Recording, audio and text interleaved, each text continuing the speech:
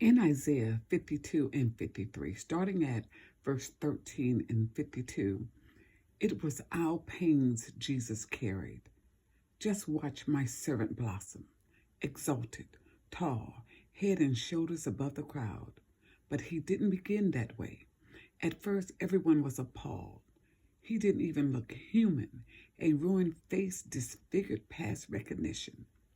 Nations all over the world will be in awe, taken aback, kings shocked into silence when they see him. For what was unheard of, they'll see with their own eyes. What was unthinkable, they'll have right before them. Who believes what we've heard and seen? Who would have thought God's saving power would look like this? The servant grew up before God, a scrawny seedling, a scrubby plant in a parched field. There was nothing attractive about him, nothing to cause us to take a second look. He was looked down on and passed over, a man who suffered, who knew pain firsthand. One look at him and people turned away. We looked down on him, thought he was scum. But the fact is, it was our pains he carried, our disfigurements, all the things wrong with us. We thought he brought it on himself, that God was punishing him for his own failures. But it was our sins that did that to him, that ripped and tore and crushed him. Our sins.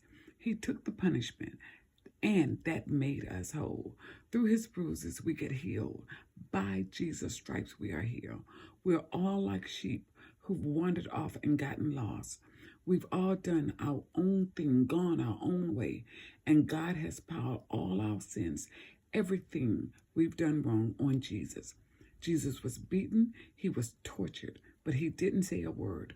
Like a lamb taken to be slaughtered, and like a sheep being sheared, he took it all in silence. Justice miscarried, and he was led off. And did anyone really know what was happening? He died without a thought of his own welfare, beaten bloody for the sins of my people. They buried him with the wicked, threw him in a grave with a rich man, even though he never hurt a soul or said one word that wasn't true. Still, it's what God had in mind all along, to crush Jesus with pain. The plan was that he give himself as an offering for sin so that he see life come from it. Life, life, and more life.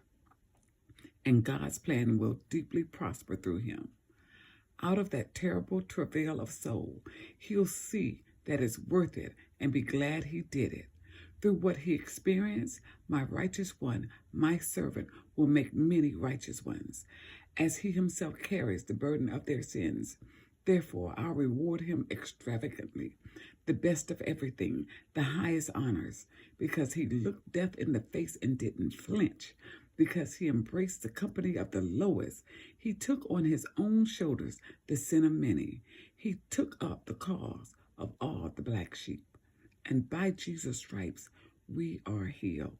Jesus came to save the world. For God so loved the world that he gave his only begotten Son, that whosoever believeth in him shall not perish, but have everlasting life. God did not send his Son Jesus into the world to condemn the world, but that the world might be saved through Jesus.